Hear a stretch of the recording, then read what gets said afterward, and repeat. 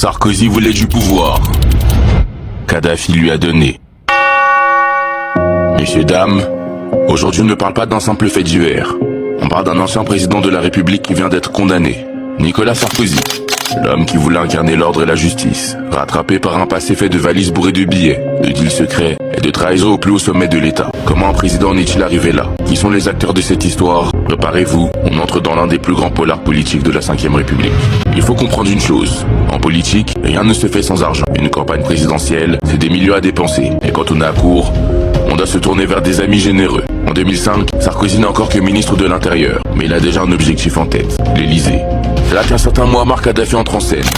L'homme dirige la Libye d'une main de fer depuis des décennies. À l'ouest, on le regarde avec méfiance, mais il est assurément puissant. Sa fortune personnelle, jusqu'à 200 milliards de dollars selon certaines estimations. De quoi s'acheter des avions, des hôtels et quelques consciences aussi. Il veut une chose, gagner en respectabilité sur la scène internationale. Mais il a un problème, il traîne une réputation de leader imprévisible. Ce n'est pas moi qui le dis, c'est tous les services de renseignement du monde. La solution, avoir un allié à Paris. Sarkozy quant à lui n'a pas d'état d'âme.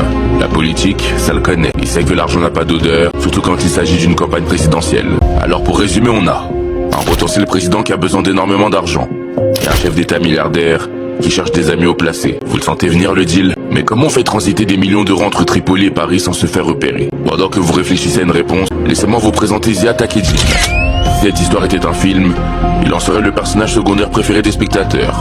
Vous savez, ce type au sourire en coin, toujours en costume impeccable, qui entre dans une pièce sans jamais s'expliquer, et qui en ressort avec une valise beaucoup plus lourde qu'à l'arrivée. Imaginez la scène, nous sommes à Tripoli, palais présidentiel, une lumière tamisée, des fauteuils en cuir, et au centre, une table basse, sur laquelle trône une valise en crocodile noir. Vous êtes Ziad Takieddine, et vous savez déjà ce qu'il y a à l'intérieur. Des liasses, soigneusement empilées, un vrai travail de banquier. Vous refermez la valise, direction l'aéroport, pas de contrôle de douane, pas de fouille. Quand on fait ce genre de course, on est discret, mais surtout protégé.